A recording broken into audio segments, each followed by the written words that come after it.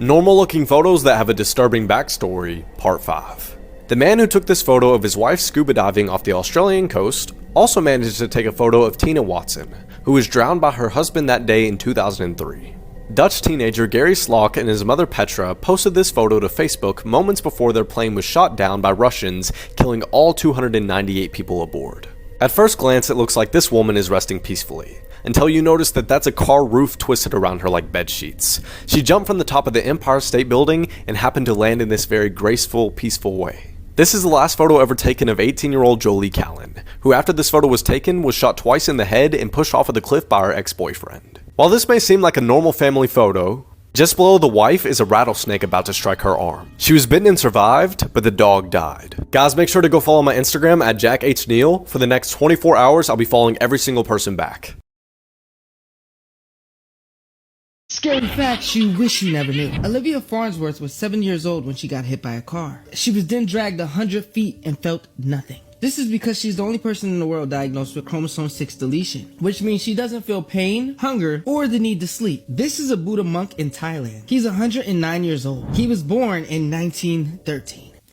Only 1% of people can do this. None of you could completely spell your name one word at a time in the comments without being interrupted. Let's see who wins first this time. This watermelon tastes like your mama's booty. This isn't scary, but it's scary fast. In 1945, the US government injected 18 people with dangerous radioactive plutonium. Oh, and they did it without them knowing, just to see how their bodies would react. They ended up not admitting this until 1995. It was announced the day of the O.J. Simpson trial, so that it wouldn't receive any media attention. Makes you wonder what else the government has done secretly and hasn't decided to tell us yet, until another distraction comes. Now you can check if your phone activity is being monitored. Just click share, slide to the very end, click more, and if any unknown apps appear before your contacts, you should delete them immediately. In 2012, Anthony Hansley was kayaking in Illinois when a swan came and attacked him and became very aggressive. He fell out the kayak and decided to swim to shore, but the swan kept attacking him while he was swimming, causing him to sadly drown. If you like and follow my page, you'll become smarter every day. These are 5 rare children with real superpowers. 1. This is Ben Underwood. He was born in California on January 26, 1992, and seemed like a very healthy child. But sometime later, his mother noticed a strange shine in his right eye. However, the boy showed no signs of vision problems. Shortly after, a medical examination determined that he had cancer in his eyes, and there was no other option but to remove them to save his life. As expected, Ben's world changed completely from that moment on. Completely blind from such an early age, he began to develop a process in which his ears acquired a special sensitivity, learning to identify objects through sound. This ability is known as echolocation and is highly developed in animals like bats, but very few cases have occurred among humans. He makes clicking noises with his tongue, which, when hitting objects around him, produce an echo. He is able to hear the echo and determine what the object is, how far away it is, and even what material it is made of. Thanks to this auditory vision, he was able to do activities like running without getting lost, playing basketball, riding a bike, playing video games, surfing, fighting opponents, and practicing martial arts. Without a doubt, he is a true superhero with real superpowers.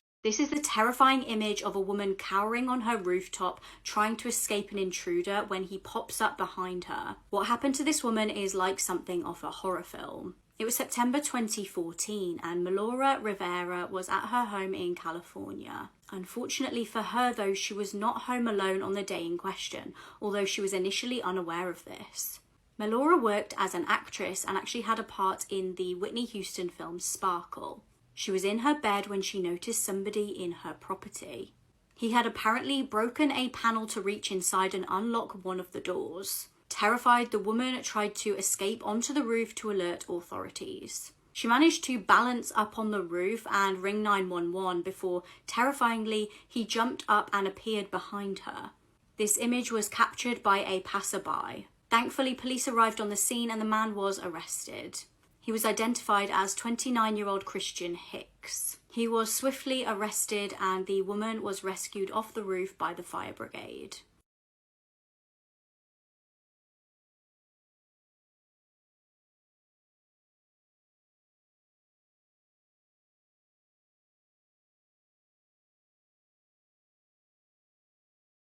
Did you hear about the janitor who peed inside his coworker's water bottle and infected everyone with STDs? Imagine this, you clock into work every morning and fill up your bottle using the water dispenser at the office. But little do you know, you're actually drinking someone's urine. This all happened in Houston when employees at a medical office began noticing that the water dispenser had a sour taste and smell to it. This weird taste and smell was going on for days, and mind you, people were still drinking this water despite the nasty smell and taste. But one employee decided that she was done drinking this water, and instead she began bringing her own water from home. Of course, there were days she didn't finish all her water and left the bottle in her office overnight and then drank it the next day. But it wasn't long until this employee began noticing that the water she brought from home also began having a disgusting smell and taste. She finally decided to do something about this when her co-worker offered to make her a coffee and used the water from her bottle, and they noticed that it smelled like urine. So at this point, these two employees spoke to the doctor at the facility and they agreed to do a urine test on the water dispenser, and it came back positive. Now that they knew someone was urinating in the water dispenser, they wanted to find out who this psychopath was, so they set up a hidden camera in the office, and you won't believe what they saw. They caught the janitor, 53-year-old Lucio Diaz, unzip his pants, put his thing inside the bottle, and urinate inside. He then put the cap back on the bottle and returned it to the same spot it was. The employees went straight to the police, and when Lucio was questioned, he admitted to everything and said that he did it out of malicious intent. But this horror story doesn't even end there, because Lucio then told police that he had a sickness. When police asked him to elaborate, he told them that he had STDs and chlamydia. 13 employees had a panel of STD tests performed a few days later, which came back positive for herpes, which is something they never had. This evil man was charged with aggravated assault with a deadly weapon, but he was only sentenced to 6 years in prison. Let's talk about serial killers that got caught for being stupid. Today I want to talk about the alleged Long Island serial killer who was caught in a way that's kind of similar to Bryan Kohberger. And a reminder that if you have a dark curiosity, you'll love the podcast. So Rex Heuermann was just arrested for allegedly being the Long Island serial killer, who went undetected in Long Island for 12 years, killing women, a man, and a toddler. Rex was a successful architect with a family and a normal life, so how did he get caught? Well, in 2010, a Chevrolet was found parked outside of a victim's home, the type of car that Rex also owned, which is what put him on police's radar. Years went by, nothing happened, but last year a new detective reopened the case and got a warrant to search his home. So police knew that throughout the years, a burner phone was being used to contact and torment victims and their families. And once they got a hold of Rex's cell phone, they realized that it had been pinging at the same time and place as the burner phone. And if that's not enough, police also got access to his search history, which showed that he had been obsessively searching for the victims and their families for years. It was believed he was trying to get information on how to contact the families today. His specific adult video preferences were also exposed, which I can't talk about here. It's just the worst thing I've ever read. And finally, what did Rex in, which is what did Kohberger in, was a police officer was able to get DNA off a half-eaten piece of pizza in his garbage can, and it matched DNA that was found on a victim. This is all still just alleged, but this evidence looks really damning.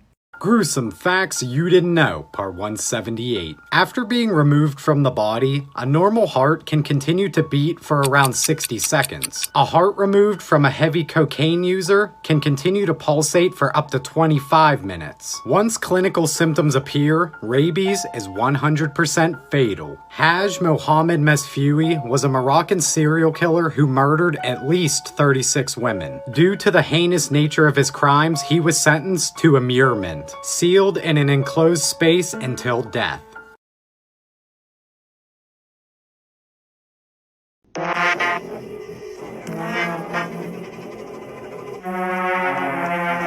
I heard in some parts of Australia, yeah, I know Australia, they warn you never to get water from the same spot more than twice in a row. Because crocodiles have a brain in a weight class of a walnut, but they're smart enough to hunt in a group, set up traps, and recognize patterns, which means they can memorize the routines of animals around them, and if you get too predictable about your daily, they'll take note and turn you into a statistic the next chance they get. The statistic is, crocodiles murk an estimated 1,000 people a year, and there's a reason it's an estimate. If a lion or tiger starts eating humans, it's usually because there's something wrong with them, and they typically get caught soon after. When a prehistoric sledgehammer farmer life deprives a person, it's cause he was hungry. Crocodiles are one of the few animals alive that, if they don't actively hunt humans, they do not discriminate. Problem is, a lot of crocs can go over a year without eating, and since they'll spend most of it cosplaying as a log, crocs are arguably the most difficult animal to catch when they do become man-eaters. They can live for a century if their luck's right. Gustav allegedly took 300 people off the census. I don't know about the number, but to this day, there's no proof that he was ever caught, especially since those pits are sensors that can detect the smallest disturbance in water, which means a 20-foot assault gecko can clock your exact location before you even realize you're sharing the water. And with the splashing of playing children being exactly like the disturbances of struggling prey, crocodiles are a major threat to minor safety. And now you see how Lucifer's leather lapdog ran circles around dinosaurs. Now add that nature gave Satan's belt the strongest recorded bite force of any animal at almost 4,000 pounds. Oh, also,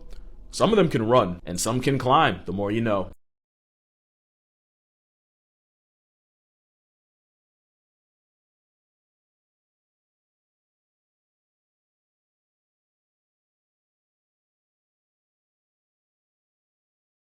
Imagine living your entire life and then finding out that the people that raised you are actually your kidnappers. You were kidnapped as a baby right out of the hospital, and this all finally comes out 17 years later because of a selfie that you took with one of your friends. In 1997 in Cape Town, South Africa, Murnay and Celeste Nurse were pregnant with their first baby. The couple was young, they were only like 18 years old, but they were so excited to have their little baby girl. And then on April 28th, 1997, Murnay and Celeste welcomed their little baby girl, Zephanie, into the world. Celeste had a C-section, so there was a little bit of extra recovery. She was still in the hospital 2 days after giving birth. Celeste was on all of this pain medication. It made her super drowsy, so on April 30th, with her newborn daughter sleeping in the cot next to her, Celeste fell asleep just for a quick little nap, only to be woken up a little while later with a nurse standing over her, frantically asking her, "Where is your baby?" Someone had come in and kidnapped her 2-day-old daughter, Zephanie, right out of her hospital room. Celeste told the police that the last thing that she remembered before she fell asleep was a nurse coming into her room and telling her that she should get some rest. But as Celeste described this nurse, none of the other staff recognized this description. Inmates used AC vents to conceive a baby without ever meeting in person. 29-year-old Daisy Link and 24-year-old Joanne DeBuz are facing separate murder charges and are staying at the same prison. While they were both awaiting trial, they began communicating with each other through the air conditioning vents in their cells. Despite the unusual circumstances, they formed a close bond. During one of these air vent conversations, Joanne told Daisy that he always had a desire to have a child, but since he was incarcerated, this may never happen. He then told Daisy that if he ever had the choice, he would choose her to be the mother of his child. Before long, the two had developed a plan to conceive. They came up with this plan that they were going to use the same air vent system that they used to communicate. Over the course of a month, Joanne would carefully wrap his in plastic wrap about 5 times a day and roll it just like a cigarette. He would put it through the air vent system, and once it reached Daisy's cell, she would carefully take it out. Once it reached Daisy, she used an applicator to insert the fluid inside of her body. After a few attempts, Daisy found out she was pregnant. In December of 2023, Daisy called her family with the great news that she was pregnant, and she told them that she had originally asked staff for a pregnancy test back in November, but they were ignoring her request until December. On June 19th of this year, The victim had a choice. She could have left. I wish she would have. This is the moment a 64-year-old man claimed his 7-year-old granddaughter had a choice when he abused her for 3 years. And sir, I just want to make sure I understand what you said correctly. Did you say the victim could have left? Okay, she could have left anytime she wanted. I never forced her to do anything she did not want to do. This is a parole hearing for Donald Stevens, who has spent 8 years in prison, but still doesn't see what he has done wrong. Hopefully that'll never happen again. I gotta say hopefully because there's no guarantee on anything. You can't guarantee that this building's not gonna fall down tomorrow.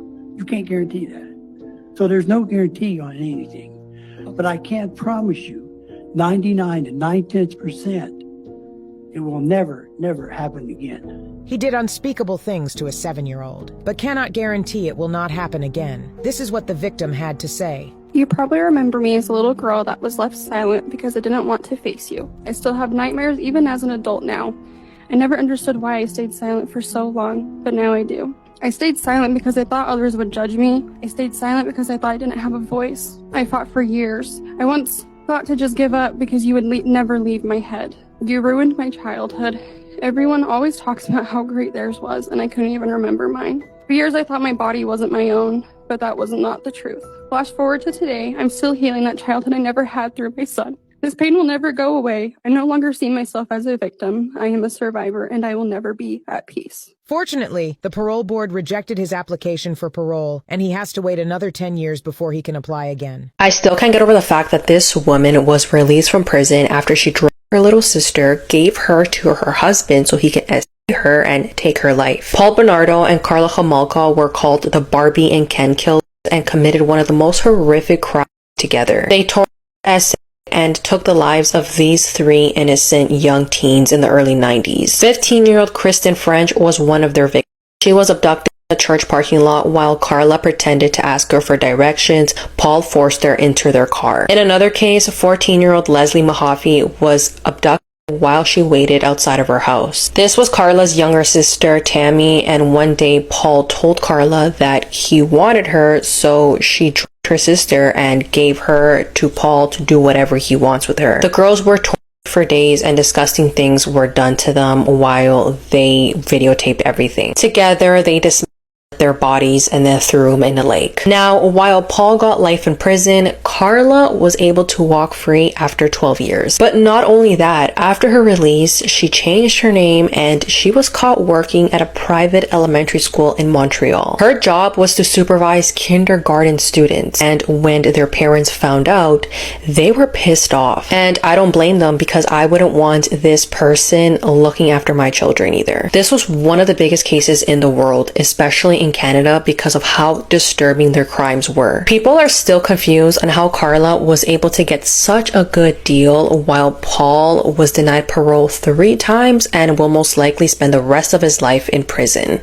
What locals did to this man's family was pure evil. This was the real-life Pennywise. In 1954, Victor Lane was a kind clown performing at the Black Hollow Carnival. As a child, he lost his family in a mysterious fire. Locals called it an accident, but Victor overheard men laughing about how the freaks got what they deserved. Despite the pain, he became a clown to spread joy, but the town never accepted him. They mocked him as Creepy Smiley. One October night, a group of boys set his tent on fire during a show. His face was badly burned, and as he fled into the woods, the crowd laughed. Then, the town changed. Children vanished. Red balloons appeared at doorsteps. The mayor's son disappeared after a balloon was tied to his mailbox. What happens next will terrify you, but remember, I can only protect my followers who comment their names. A search party found an abandoned shack with carnival props, burned family photos, and a mirror etched with "Who's laughing now?" But Victor was gone. Now, every October, red balloons reappear. A warning, a reminder, and each year, someone vanishes.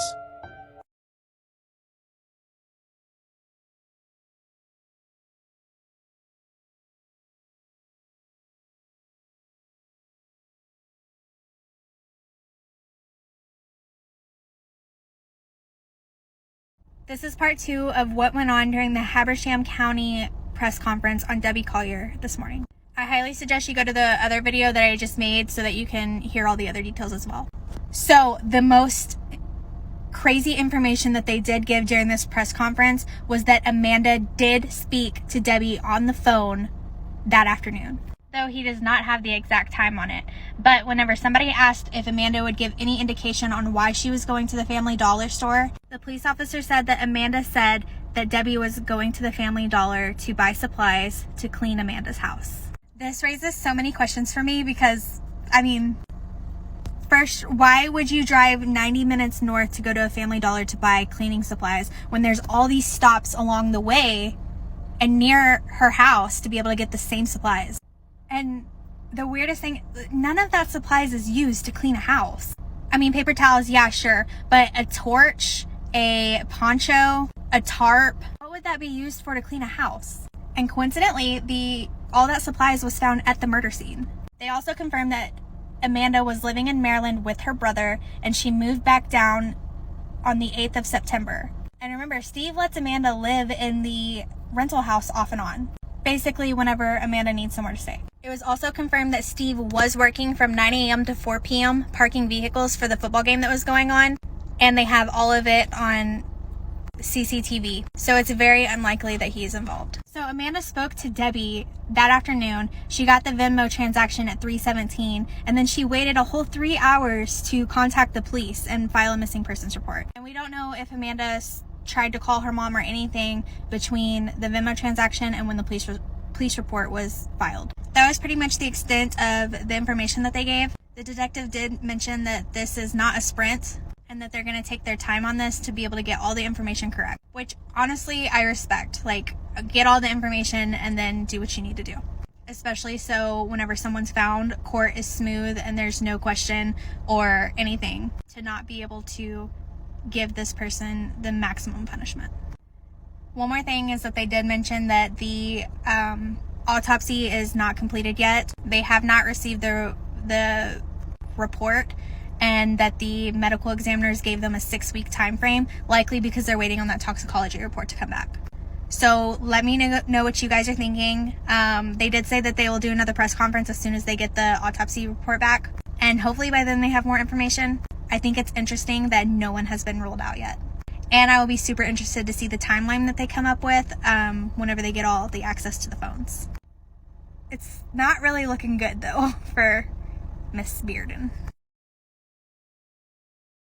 Kimberly Schreiber waited 5 decades to know who killed her sister Barbara and Barbara's best friend, Darlene Zetterauer. Broward Sheriff's detectives say the 2 teenagers got into a white van near Sterling Road in Hollywood on June 18, 1975, and were never seen alive again. The next day, their bodies were found murdered near the Everglades. BSO tried repeatedly to solve the crime by processing evidence found at the scene, but they say it wasn't until advanced DNA technology made a match that, along with new eyewitness statements, brought detectives to Robert Clark Keebler and Lawrence Stein. We compared it to a sibling of the second suspect, and in doing so, 18 months after the original partial profile, we were able to positively identify Lawrence Stein as being the second defendant involved in these murders. Both men are now dead, having spent most of their lives in and out of prison. Closing the case brings back a flood of memories for Kimberly, who was only 5 years old when Barbara was killed. She could have been anything. She was smart. She was kind.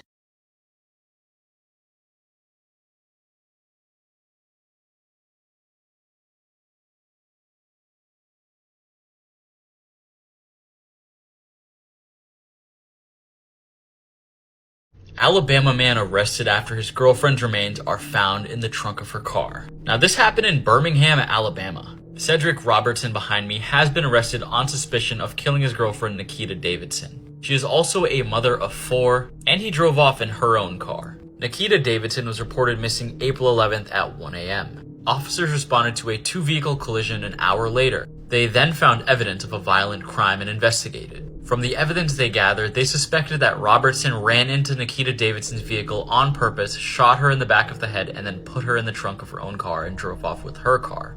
Apparently, in 2008, he did the exact same thing. He shot a woman and then put her in the back of the trunk and drove off. On April 12th, about 24 hours after she was missing, that's when they found her remains in the trunk of her car. Robertson is now being held in the county jail on charges of capital murder. He's also being charged with kidnapping and failure to appear. This is such a sad story, especially for the kids. Let me know what you guys think about this in the comment section below. And as always, these videos are for informational purposes only. Can we take a moment to talk about the statement that was made by Audrey Cunningham's father? Because I have a lot to say about it. If you weren't aware, Audrey Cunningham's father allegedly allowed this man to be alone with Audrey and even take her to the school bus stop on multiple occasions. That was, of course, until he took her life earlier this month, and now the father wants to claim that he had no idea what kind of person this guy really was. Their statement reads, "The Munch and Cunningham families are devastated and grieving for what happened to our little ray of sunshine, Audrey. We are being attacked and criticized on social media platforms for showing compassion and mercy to this formerly incarcerated person, but our interactions with this person were a result of our faith, which teaches us to give our fellow man a second chance." I don't even have to read the rest of it. I'm already so angry. What do you mean, give mercy to a formerly incarcerated person? Like, you understand people are upset about the child-related charges, right? Let's continue. Unfortunately, the system failed us due to a loophole in the sex offender registration system.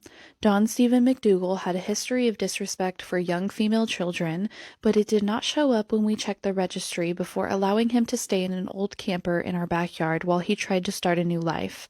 Had we been aware of what we know now, this man would have never set foot on our property, much less been a part of our little girl's life. Now, I will say that I do think it's ridiculous that this man was never required to register as a sex offender. But you are not going to sit here and tell me that you actually did any research on this man at all. I don't know if I'm the only one that thinks this, but if you're going to allow a man to live on your property and allow him to be alone with your daughter, you better do more than just looking him up on the sex offender registry. Because if you would have even bothered to look up his name on Texas criminal records or Texas jail records, you would have found 44 cases. Or most importantly, if you would have bothered to look up a little bit more than the sex offender registry, you would have seen, what does that say? Enticing a child? I don't live in Texas. I don't have access to any special records. All I did was look up the name Don Stephen McDougal on Texas criminal records. All of this took me like 5 minutes to research. And again, maybe it's just me, but I think that statement from the father and that side of the family is absolutely ridiculous. There are only two ways this happened. You knew about his history and chose to ignore it, or show him mercy, or you didn't know about his history because you didn't bother to spend more than 5 minutes looking it up. Either way, Audrey Cunningham had to suffer due to that negligent decision. Again, in my opinion, I feel that this father should absolutely face charges regarding what happened to Audrey because that man should have never been allowed to be near her. Can you tell me what you think might be wrong with this picture? The picture behind me was captured in 2019 by a real estate agent who was doing a sweep of a home before a viewing. What I got from the story, the house is out in a rural part of Mississippi, somewhere in Webster County. If you look at a street view of this place, it is desolate on this road. There's not a lot going on. The real estate agent had gone through the house and said that she was hearing things coming from the basement and she wasn't sure if it was an animal. She opened the door to the top of the stairs of the basement. She just started taking these pictures to send to her boss, but it was her boss who noticed something in the background. You zoom in, very faint and in the dark, you can see what looks like a person who's kneeling in the crack of that doorway down there. She didn't stick around in the house long enough to actually see this person. It is only captured in this photo, and there was no additional evidence of them in the home after this was taken. Please don't forget, if you are looking for more creepy content, go check out my podcast, The Sinister.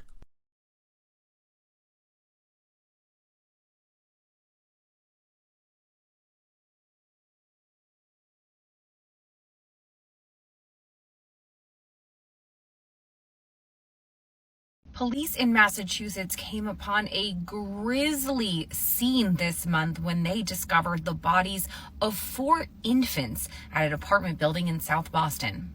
The bodies were discovered in early November, and they have now been identified as 2 male and 2 female infants. And one of those sets of remains was found inside of a freezer in a 1-bedroom apartment. And this case is as disturbing as it is mysterious. A 911 caller first alerted police to go check out this apartment, but that person's identity has not been released. And autopsy results on the 4 sets of remains are still pending. So we don't know how old the bodies were, how long they had been dead, what killed them, or who these children belong to.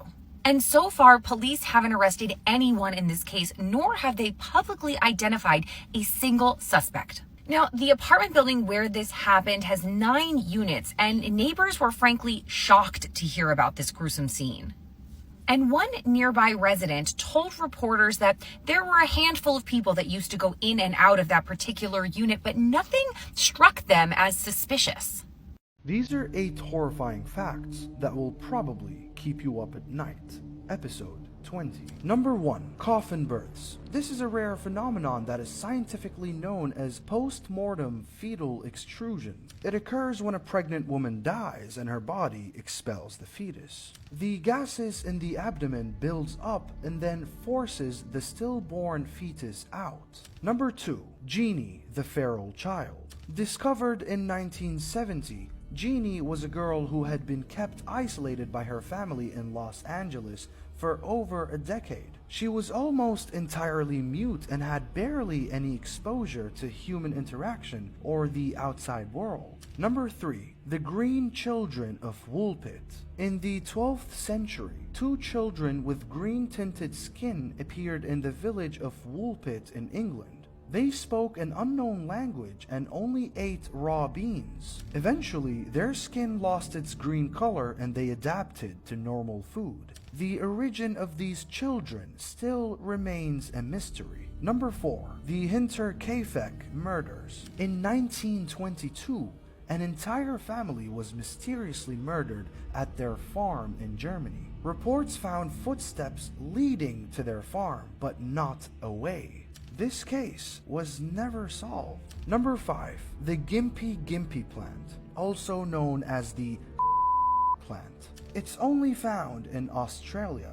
This plant's sting is so painful that its neurotoxins cause too much pain. It drives people and animals to unalive themselves. Number 6. The Devil's Kettle. In Minnesota, United States, there is a waterfall that splits into two. One side flowing into a river and the other side vanishing into a hole. Scientists still don't know where that water goes. Number 7. NASA would never release information about asteroids approaching Earth. Not because they're worried about us freaking out. It's because we don't have the technology to detect if there are asteroids coming from very far away. Number 8. Human extinction. This is linked to number 7. We can't really confirm if any asteroids are coming to hit us because in 2017 an asteroid named AG-13 was about to hit Earth with less than the distance of the moon. The asteroid flew so fast, scientists were only able to see it 48 hours before it could have hit Earth. This is real information. Let me know if you want part 21.